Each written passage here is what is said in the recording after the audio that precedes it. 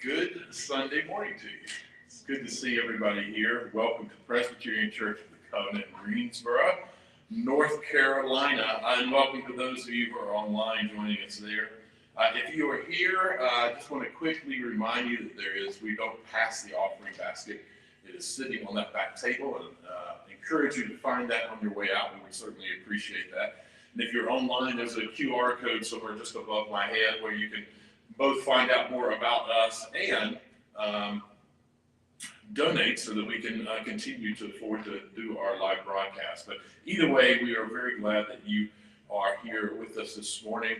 For the folks that are here after we're not online, we'll be sharing announcements about what's going on in this church life.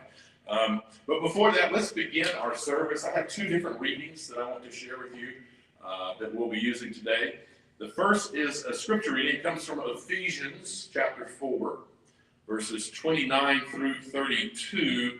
And I am reading from the New Revised Standard Version, the updated edition of that. Hear now these words. Let no evil talk come out of your mouths, but only what is good for building up, as there is need, so that your words may give grace to those who hear.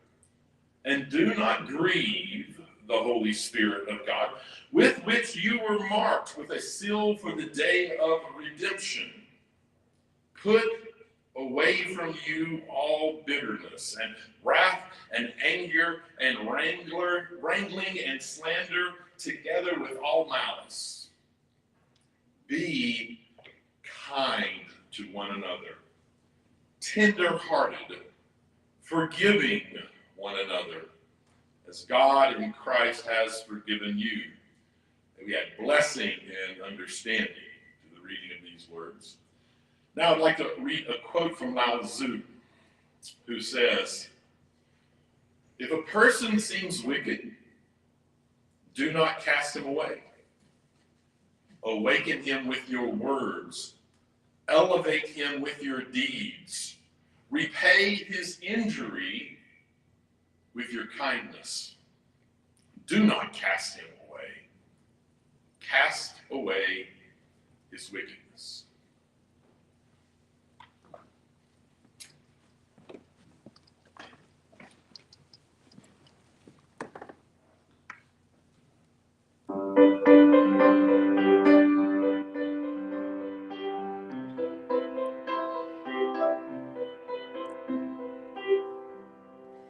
It's the hardest thing to give away, and the last thing on your mind today always goes to those who don't deserve. It's the opposite of how you feel when the pain they caused is just too real. It takes everything you have to say the word forgiveness. Forgiveness.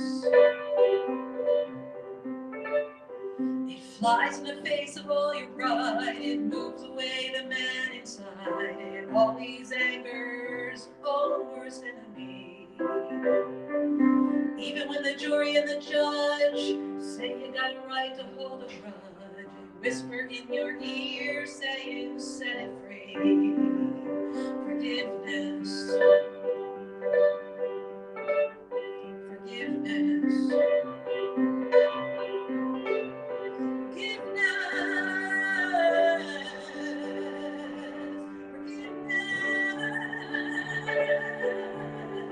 Show me how to love the unlovable. Show me how to reach the unreachable. Help me now to do the impossible. Forgiveness. Forgiveness. Help me now to do the impossible. Forgiveness. It'll clear the bitterness away. It can even let a prisoner free. There is no end to what its power can do. So let it come and be a amazed by what you see through the eyes of grace. The prisoner that it really frees is you. Forgiveness. Forgiveness. Oh, forgiveness.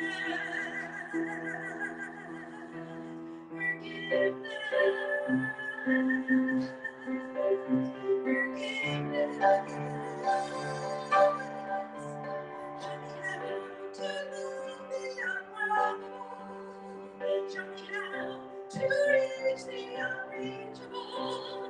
Help me now to do the impossible. Forgiveness and then finally set free. To show me how to see what your mercy sees. Help me now to give what you gave me. Forgiveness.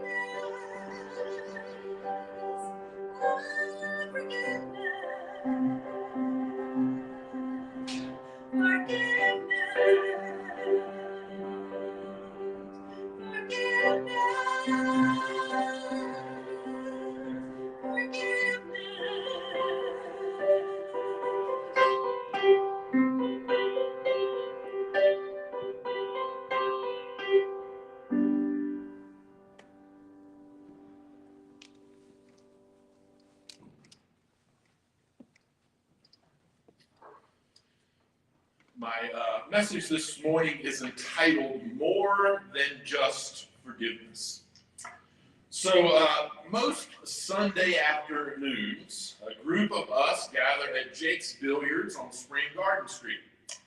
I've been told that it all started when what used to be our early service ended for its first time. But having joined the group many times, I have to say, I suspect that it's more about the half-price beer.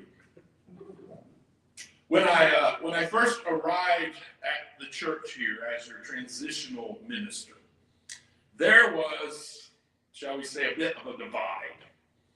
I've even described it to some other minister friends, saying it was like there were two churches that met here who tried to have one governing body. Things have changed a lot since then. Back then, early on, after our Sunday mornings in that first year, after our gatherings on Sunday morning, we would have a brief transitional ministry meeting here in the sanctuary to sort of flesh out how the church got to where it was with that divide and start working on it. And Monday after one of our Sunday transitional meetings, one of the regulars at Jake's at that gathering said that he'd thought a lot about how well the transitional meeting had gone and what had been said. In general, he seemed to be very pleased with everything, but he said that after some reflection, he had some regret that one thing had not been mentioned at the meeting yet. And he went on to say that he thought that this one thing was essential in moving forward together as a spiritual community. It would aid us in no longer being stuck in the past, and it would help remove some relationships that had been damaged in the past years, or help resolve some of those relationships. And after hearing his perspective, I have to say I agreed with him. As a matter of fact, while we at this service are a beautiful blend of spiritual perspectives, the reality is that we are still a Christian church, a progressive Christian church, but a Christian church. And that the one thing he was talking about happens to be a cornerstone of the Christian tradition and practice. As a matter of fact, it is an important practice in many religions.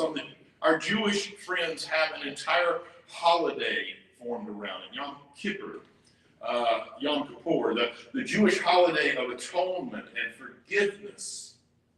And it's not actually just a holiday. Yom Kippur is the holiest day of the year in Judaism. I'd actually like to share just a quick little parable from the Jewish tradition that points to a sort of best practices of how forgiveness works to heal a relationship. According to a city parable, a king had a quarrel with his son. And in a fit of rage, he exiles his son from the kingdom. And after a number of years, the king's heart softens. And he sends his ministers to find his son and to ask him to come home. But the young man resists the invitation. He feels too bitter and hurt to return. When the ministers present that sad news to the king sends them out again with a new message for his son. He says, "Return as far as you can, and I will come the rest of the way to meet you." The king in this story did not have the false notion that sending back a word of apology could itself heal the broken connection. Nor did he send his ministers out again with a request for forgiveness. The king performed his apology and remorse by letting the son know that he, the king, was prepared to travel as far and as long as he needed in order to repair the relationship. Particularly in my first few years here, our reality was that forgiveness would help with many of the issues that we were dealing with. Truthfully, even to a smaller degree now, that's still true, but the truth is that forgiveness also has some pretty remarkable benefits beyond all of that. When you forgive someone, you make the choice to give up your desire for revenge and feelings of resentment. You also stop judging the person who caused you the hurt, or you at least try to. Instead of the revenge and judgment that resentment can bring, you then are more likely to show generosity and compassion and kindness. Now, keep in mind, with forgiveness, you don't forget that the offense occurred, nor do you excuse it, and you may very well define the access that person has to you based on their previous behavior. It just means that as much as possible,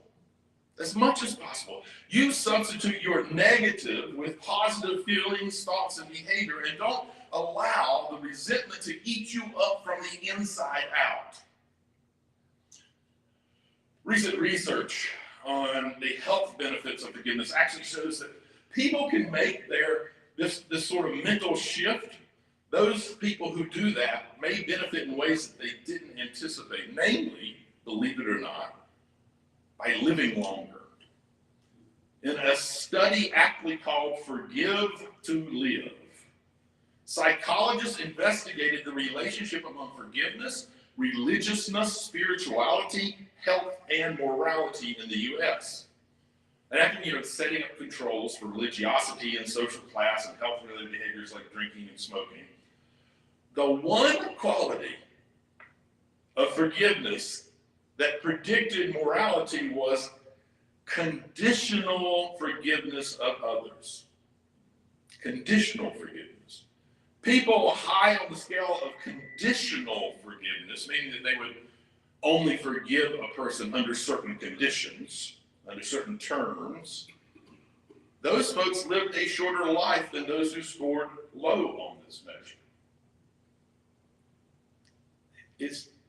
It's hard not to wonder why would an inability to forgive others without first receiving an apology or a promise to change, why that would predict an earlier death. So when the authors of the study looked into the question, they suggested that people who make demands for forgiveness continue to harbor resentment and grudges, which are emotions that can impair their heart's health. Constantly nursing negative feelings keeps your stress levels high. And it is that stress that typically results in an earlier death. And there's also this other problem with conditional forgiveness. it requires some sort of response from the person who wronged you.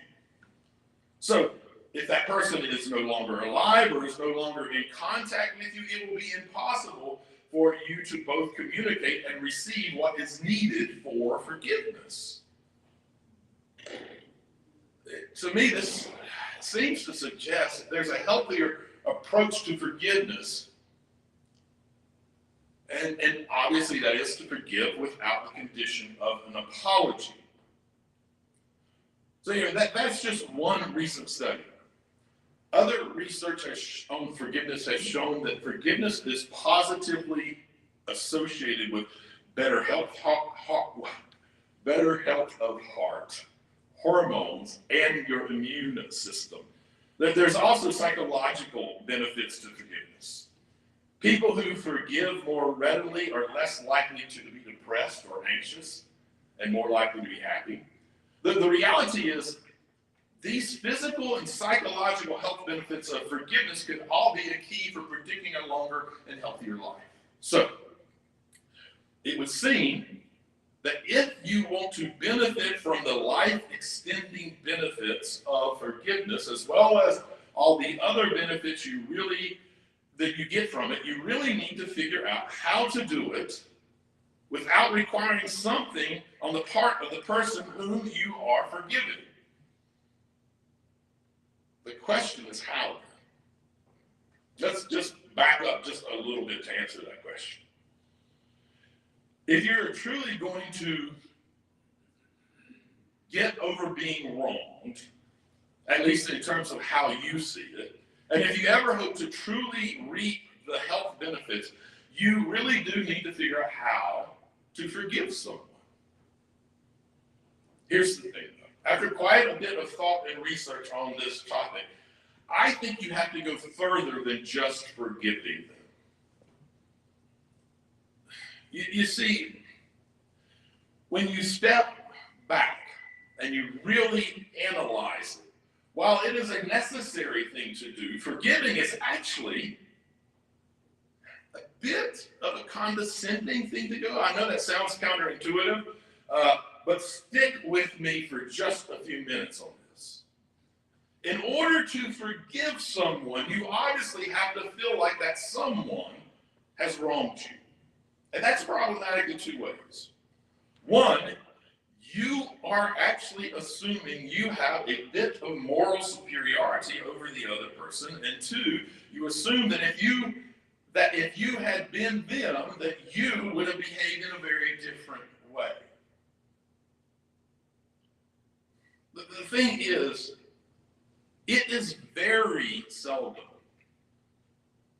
that someone who wrongs us is someone who we are intimately familiar with their history, with their life story. And even then, it's impossible to have actually experienced that history in the way that they have experienced it and in the way that it has shaped them. It's even more difficult to understand how that experience impacted their personal perspectives, their outlooks, their behavior. I think it would be helpful to consider that the hurts and wrongs that have been done to us might not have been done deliberately, but instead they're probably derived from the other person's hurts and personal issues. I can't help but believe that that understanding could liberate us from negative feelings that may be keeping us stuck in the past and unable to forgive without conditions. That points me to the title of my talk, More Than Just Forgiveness. As I've mentioned, for me, forgiveness is a practice that implies, at least in a very small amount, implies a little bit of moral superiority. I'm not saying that we are being intentionally those things. Rather, I'm saying that we rarely take into consideration that if we had experienced life in the way that the other person had, that we might have handled the moment in question in a similar way, possibly. I can't help but think that the trick is to access the more benevolent, gracious, humane side of our beings and become truly compassionate about the suffering of those who cause us to suffer. And that is the thing that is more than just forgiveness, compassion. As a matter of fact, I would make the argument that with true compassion, forgiveness is immensely easier to do with true compassion. It begins with humility. It begins with letting go of our negative feelings towards the person. The idea being that developing compassion for those who hurt you may help you move beyond the negative feelings and reactions that their actions generated in you. And as a bonus, intentionally expanding compassion to a person who has wronged you can lead to new lessons in life, which will aid you in becoming an even more compassionate person. I make the argument that it is compassion as much as or even more than forgiveness that makes it possible for us to most successfully let go of the personal wrongs that we've experienced. We need to learn to feel compassion unconditionally by planting the seed and letting it grow. It won't be complete and whole until we learn to experience compassion for all people, regardless of whether they have the same skin color, beliefs, nationality, race, sexual attraction, education, socioeconomic status, or anything else. We need to learn that we are more united than we think, and that compassion brings about more cooperation and balance rather than the resentment and slight feelings of superiority that can come along with forgiveness. A healthy spiritual community is not a divided community, but a united one where people have compassion towards each other. And again, keep in mind, unconditional compassion does not mean forgetting the negative thing that was done. It means we understand the root of the problem, which should lessen the feelings of hurt and rejection, because in part, we begin to realize it is less personal than we might have originally thought. But even better news is that the personal outcomes of unconditional compassion, the personal outcomes of it look a great deal like the personal outcomes of unconditional forgiveness. And because of that, should result in the same physical and psychological benefits for us. I'm just going to conclude with a quote from the book, Life, the Truth, and Being Free by Steve Maraboli. In it, he says this: it is only with true love and compassion that we can begin to mend what is broken in the world. It is only with true love and compassion that we can begin to mend what is wrong in the world, what is broken in the world. It is with these two blessed things that we can begin to heal all the broken hearts.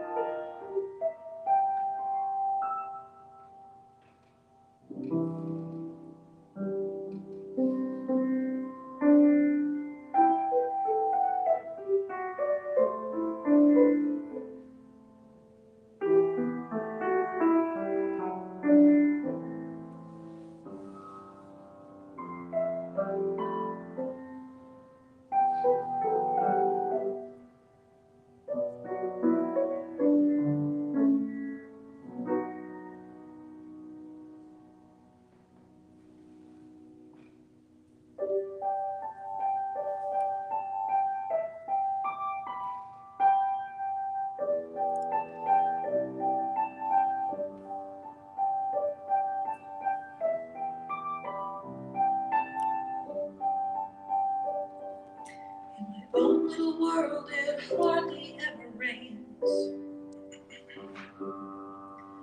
I never gone hungry, always felt safe. I got some money in my pocket and shoes on my feet. In my own little world, population, me. I try to stay awake during Sunday morning church. I throw a 20 in the plate, but I never give till it hurts. And I turn off the news when I don't like what I see. It's easy to do when it's population me. What if there's a bigger picture? What if I'm missing out? What if there's a greater purpose that I could be living right now? Inside my own little world.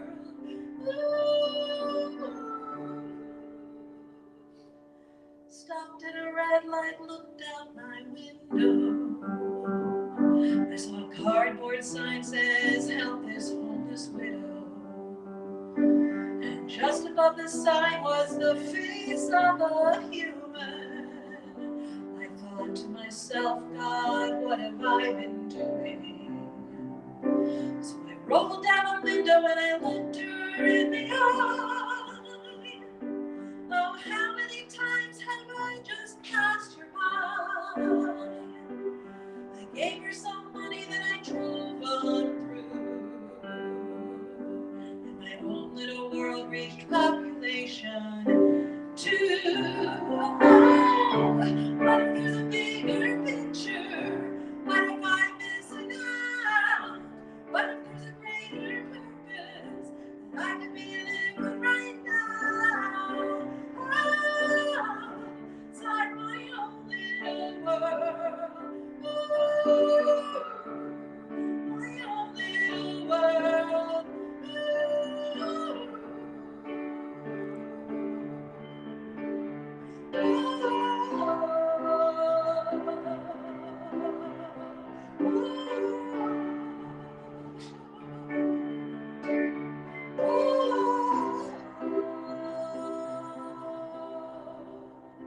God, break my heart for what breaks yours. Give me open hands and open doors. Put your light in my eyes and let me see that my own little world is not about me. What if there's a bigger picture? What if I'm missing out? What if there's a greater purpose that I could be living right now? I don't want to miss what matters. I want to be reaching out. Show me the greater purpose so I can be living right now. Inside my own little world. Ooh. My own little world, yeah, my own little world.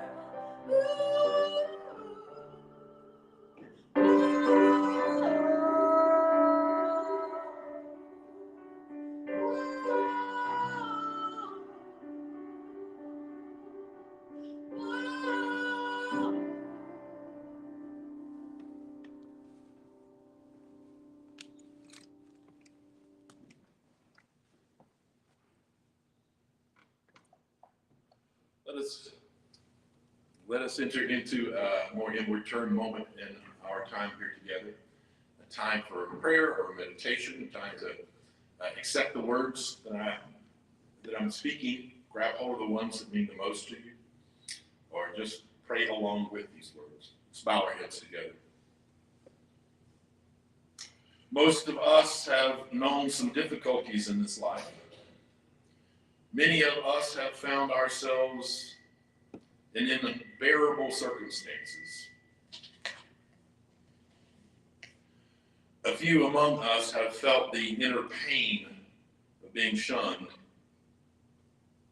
And yet most of us have managed to not help a person in need, even when we knew they needed it, even when we knew we could. Many of us have fallen short of lifting up someone who was feeling down, when it would have only meant slowing our own life down in order to value theirs. A few of us have been the ones who have pushed others to the outsides of our groups and society when a simple "come join us" could have changed a life. These things don't make us bad people. They simply make us human. We know the world is a better place when we practice taking better care of one another, particularly those who are already hurting. And we want to be those loving people who spread joy and love rather than judgment and division. May we continue to learn to be better practitioners of love. May we encourage each other to risk practicing a reckless love. And may we each inspire each other to seek out those who are alone and marginalized. May we grow to be fuller reflections of the love that is planted within us. Amen. Receive this charge. May you walk with each other and with creation, recognizing that we are one. And may you know love and happiness throughout your life. And may your words and your actions bring that love and happiness to all that you know.